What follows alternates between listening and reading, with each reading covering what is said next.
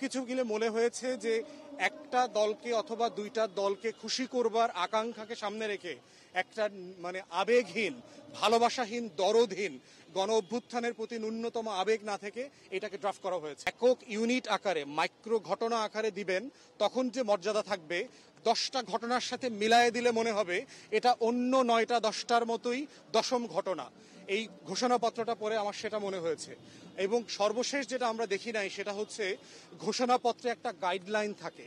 যেহেতু এই ঘটনাগুলো ঘটেছে, সেহেতু এই রাষ্ট্রটাকে আমরা আগামীতে কোথায় নিতে চাই, কিভাবে নিতে চাই, যেটা জুলাই সনদের মধ্যে আলোচনা আছে, এটার কোনো ইঙ্গিত এখানে দেয়া নাই।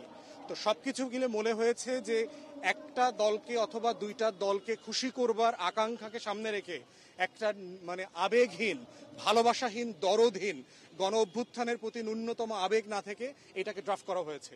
তারপর আমরা এটাকে স্বাগত জানাই। আমরা বোধ করছি এখানে যে ঘাটতিগুলো আছে সেটা সনদের মধ্য দিয়ে যেন পূরণ হয়, সেই ভাষাগুলো যেন ওখানে আসে এবং আমরা যেন সেই স্বপ্নটাকে দেখতে পাই।